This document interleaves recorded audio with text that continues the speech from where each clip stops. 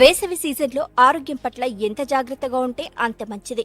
తినే ఆహార పదార్థాలు, బజార్లో దొరికే తినుబండారాలు, ఎవరైనా ఇచ్చే చిరుతిండ్లు, ఫంక్షన్లకు వెళ్లినప్పుడు తీసుకునే ఆహారం విషయంలో చాలా జాగ్రత్తగా ఉండాలని నంద్యాల జిల్లా కేంద్రంలో జరిగిన ఈ ఫుడ్ పాయిజన్ ఘటన హెచ్చరిస్తోంది. నంద్యాల పట్టణం వైఎస్ఆర్ నగరంలోని బుడగజంగాల కాలనీలో సోమవారం కలుషిత ఆహారం తిని 50 మంది అస్వస్థతకు గురయ్యారు. వారిలో 4 పెద్దలు, 6 పిల్లలు ఉన్నట్లుగా డిఎంఎన్హెచ్ఓ డాక్టర్ వెంకటరమణ తెలిపారు.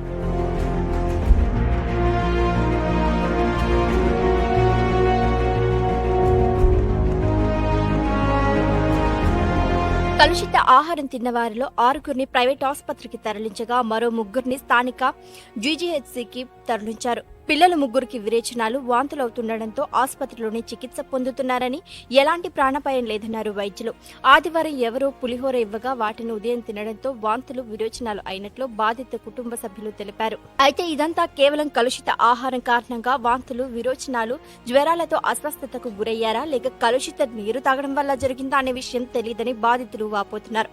అయితే మొత్తం 70 మంది వరకు అస్వస్థతకు గురైనట్లుగా కాలనీలోని బాధితులు చెబుతున్నారు. కొందరు ఇంటి దగ్గర చికిత్స పొందుతుంటే మరికొందరు ఆసుపత్రిలో ఐసీయూలో ఉన్నారని తెలుస్తోంది. అయితే వైద్య ఆరోగ్య శాఖ అధికారులు బుడగజంగాల కాలనీలో బాధితులు తాగిన నీరు, ఆహార పదార్థాల శాంపిల్స్ సేకరించారు. పరీక్షలకు పంపినట్లుగా తెలుస్తోంది. మేము నిన్న ఉదయం 12 గంటలకి వంట అయిందని వేరే వాళ్ళు తెచ్చిచ్చినారు. అది మేము తిన్నాము. మళ్ళీ ఫుడ్ వల్ల తెలియదు, మాకు వాటర్ వల్ల తెలియదు, ఏ దాని వల్ల తెలియదు. మాకు వాంతులు, బేదులు, జ్వరము ఇట్లా ఉదయం అందరు వ్యాపారాలు పోయినాం. మేము బట్టల వ్యాపారం అట్లా వ్యాపారాలు పోయినాము. వ్యాపారాలు పోయినాక కొంచెంమంది అక్కడనే పడిపోయినారు కళ్ళు తిరిగి. మళ్ళీ కొంచెంమంది ఇంటి దగ్గర ఉన్న వాళ్ళు హాస్పిటల్ తీసుకున్నారు.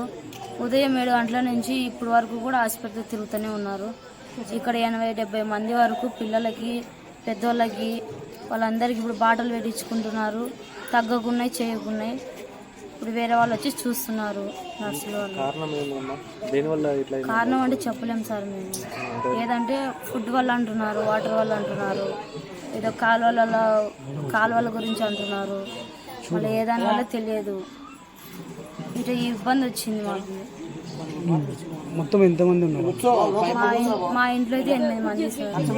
వేరే వాళ్ళు అయితే అవతల పక్క సందులో అయితే ఒక 60-70 మంది ఉన్నారు. ఆ పక్క అందరు హాస్పిటల్ పోయినారు. ఒక 3 ఏమో అది ఐసీలో ఉన్నారు. ఐసీలో 3 ఉన్నారు. ఇంకా మిగతా వాళ్ళు పొద్దున సాయంత్రం బాటిల్ పెట్టించుకుంటున్నారు, సూదులు వేయించుకుంటున్నారు. ఏం తగ్గలేదు సార్.